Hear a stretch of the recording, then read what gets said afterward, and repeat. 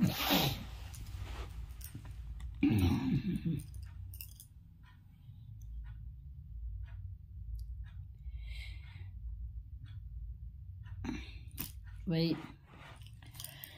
मैं आपको एक कहानी और सुनाती हूँ। बहुत बढ़िया कहानी है। किसी ने बोला आके राजा गले में सांप डाल के क्यों रोता है। तो क्या हुआ, आके एक राजा था और उसको पुत्र नहीं थे। उस राजा के 7 रानी थी। 7 रानियां मां से किसी का एक भी पुत्र नहीं था।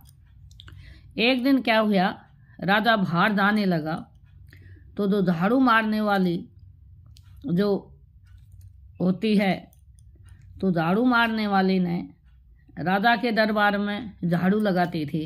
वो डेली राजा के दरबार में जाती थी। तो एक दिन सुबह सुबह उसको कोई काम जाना था, झाड़ू वाली को, और राजा महल से बाहर निकला। झाड़ू वाली ने क्या काम करा, राजा का मुंह देखा और अंदर वापस चली गई।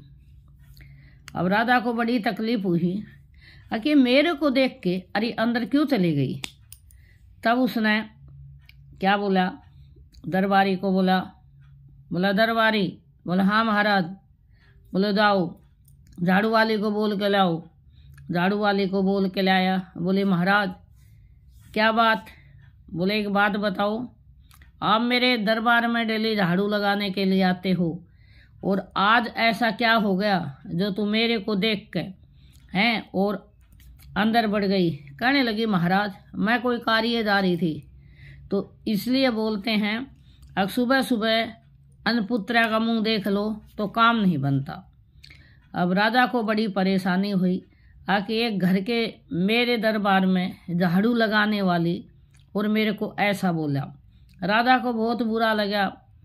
राजा बीमार पड़ गया। तो उनके घर में जो बड़ी रानी थी वो बहुत समझदार थी, बहुत सुशील थी। वो आई और कहने लगी महाराज महाराज। बोले हाँ रानी। बोलो तेरो एक कुशी बताऊं महाराज। बोले कहने लगी क्या कुशी। बोलो सुनो, जो अपनी जो छोटी रानी है ना उसको बच्चा होने वाला है। बोले अच्छा। अब राजा खुश हो गया। लेकिन बोली महाराज एक शरीत है। बोले क्या। बोली आके ये बोला है अगर मेरे पुत्र उसके जो पुत्र होगा तो ज्योतिष में कढ़वाया है 20 साल तक आप उस पुत्र का मुंह नहीं देख सकते। और बोले ज्योतिष में ये बोला है कि आपके पुत्र ही होगा और आपका मुंह नहीं देख सकते आप उसका। कहने लगा ठीक है। अब समय बीतता चला गया और समय और भी आगे उछलने लगा। तो अब वो तो काम उसने बोल दिया। पूरा शहर में मिठाई बंटवा दी। राजा का लड़का हुआ, राजा का लड़का हुआ, राजा का लड़का हुआ। अब कहने लगा अब वो दिन बीत गए, पूरे शहर में मिठाई बंटवा दी। 20 साल के बाद अब राजा का लड़के का रिश्ता आने लगे। राजा के रिश्ते आने लगे तो कहने लगा अगर महारानी अब तो मेरे बेटे का रिश्ता आने लगा है, अब तो दिखाओ। कहने लगी नहीं महाराज, उन्हें ये बोला है अगर 20 साल के बाद आप जो भी इसका शादी विवाह करना है तो रुमाल के आप टावल के ऊपर सब कुछ ले लेना।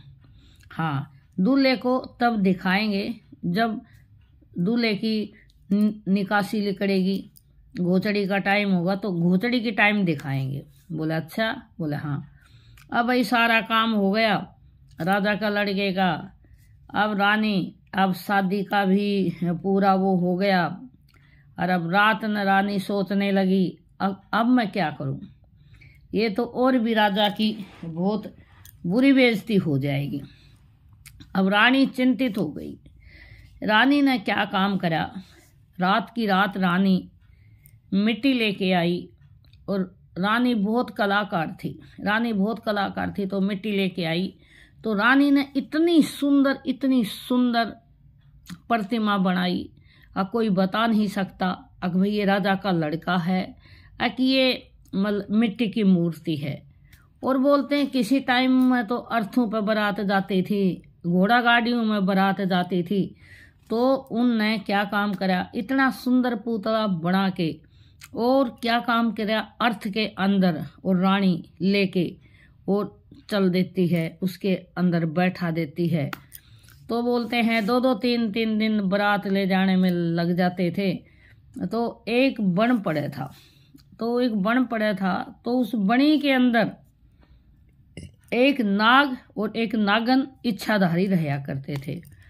तो नाग कहने लगा नागन से, बोलो नागन, बोले हाँ महाराज, बोलो इतना अच्छा राजा और इतनी अच्छी रानी अपना पति के लिए कितनी झूठ, और अब राजा को पता चलेगा तो क्या होगा। अगर आप कहो तो मैं इसका इज्जत डांट दूं राजा की। तो नागन कहने लगी, अरे तू किस किस की इज्जत डांटेगा। बोले नहीं। अब बोला ठीक है, अब क्या काम करा भाई, इच्छाधारी था और उसके प्रतिमा बोलते ना, शरीर परमात्मा हमारा बनाता है, तो ये उसी की लीला होती है। तो उसमें उसने इतना अपना चोला बदल दिया, अब वो ऐसा हो गया अगर सचमुच राजा का लड़का है। अब दरबार के अंदर जब राजा के दरबार पे गए, अब पूरी नगरी में बहुत जोर का हंगामा मच गया। अगर राजा का लड़का बहुत सुंदर है, राजा का लड़का बहुत सुंदर है, और वहाँ रानी भी बहुत सुंदर थी। तो अब नाग की तमन्नाएं, उसकी इच्छाएं बदल गई, और वो अपना चोला नहीं बदला उसने, और अपने उसके बरमाला डाल के और मतलब वहाँ से वापस जब आता है तो सापन क्या काम करती है, अब मौसम ठंडा हो गया था तो सापन को थोड़ी नींद आ गई, और वो अर्थ को लेके अटक दे और महल में आ जाता है। सापन को जब होश हुआ, उसको आँख खुले तो लीक देखी अर्थ की, अब वो तो आया, लेकिन वो यहाँ नहीं आया, वो महल में ही चला गया। अब वहाँ जाता है तो वहाँ राजा को रानी को कहने लगता है, हे रानी, 4 चीज़ों में 4 चीज़ घाल के धर देना, नमक, मीठा, दूध और मिर्च, चारों में धर दिया। क्यों उसको पता नागन जरूर आएगी घर में, वो लीक देख के। तो नागन क्या काम करी, लीक देख देख के और आई तो अब क्या काम करा, वो चारों कमरे में, एक में मीठा धर दिया, एक में नमक धर दिया, एक में पानी धर दिया। नागन को बहुत जोर की प्यास लगी, नागन आई और पानी पिया। उसने सोचा थोड़ा पानी पी के और थोड़ा मीठा खा लेती हूँ, और उसने थोड़ा मीठा खा लिया। मीठा खा के कहने लगी, ज़्यादा मीठा खा लिया तो जी खराब हो गया, थोड़ा नमक खा लेती हूँ, और उसने उस घर का नमक खा लिया। तब बोलते हैं किसी ने कहा है, बंदा चाहे कैसा भी हो, लेकिन जिसका अगर इतना भी हमारे ऊपर किसी का एहसान है और हमने किसी का नमक खाया है, तो किसी के साथ नमक हरामी कभी नहीं करना चाहिए। जी वो हमारे साथ नमक हरामी कर जाओ, लेकिन आगे वाले को बिल्कुल उसके साथ नमक हरामी नहीं करनी चाहिए। तो अब क्या काम करा उसने, सापन ने वो नमक खा लिया। अब सापन सोचने लगी, अरे बोलते हैं किसी का नमक खा के अगर नमक हरामी नहीं करनी चाहिए। तो सापन जब वो दोनों मियाँ बीबी सो रहे थे तो सांप वहाँ उसके बेड के ऊपर फण पीट पीट के और सापन वहीं मर जाती है। तब राजा उसको गल में घाल के रोने लगा, हाय मेरी सापन, हाय मेरी सापन। उसके बाद में रानी की और उसकी दोनों मियाँ बीबियाँ का झगड़ा हो गया। तो आप तो औरतों की हरकतें समझते हो, अब औरतें कैसे होती हैं और कैसे आदमियों को बोलती हैं। तो अब वो एक दिन झगड़ा हो गया तो वो कहने लगी, तेरी जात बता, तेरी जात क्या है। कहने लगा, रानी मेरी जात मत पूछ, अगर मेरी जात पूछेगी तो बहुत पछताएगी। बोली नहीं, मैंने तेरी जात बता, अब क्या काम करा। बोला ठीक है, मेरी जात बताता हूँ। एक साइड में एक कुंडे के अंदर दूध रखा और दूसरे कुंडे के अंदर पानी रखा, और नागदेव ने क्या काम करा, राजा ने आके उसमें दूध में नहाया और पानी के में यहाँ लास्ट में नहाया और सांप बन के और बम्बई के अंदर चला गया। रानी जब वो पूरा जाने लगा तो उसकी पूंछ पकड़ लेती है और वो उसका सांप का मतलब पूंछ टूट जाता है। तो रानी 12 बरस तक उसी ही उसके बिल के पास, उसकी बम्बई के पास बैठी रहती है और शिव बाबा की पूजा करती है। तो एक दिन बाबा भोला बोलते रहे, अरे हर साल सब सारे सांप बाहर निकलते हैं नागपंचमी के दिन, आप क्यों नहीं जाते। और वो उसका इंतज़ार करती थी। एक दिन बाबा भोला जब 12 वर्ष पूरा हो लिया तब बोला, हे बेटी आप यहाँ क्यों बैठी रहती हो। कहने लगी, हे बाबा मेरे को एक नाग चाहिए।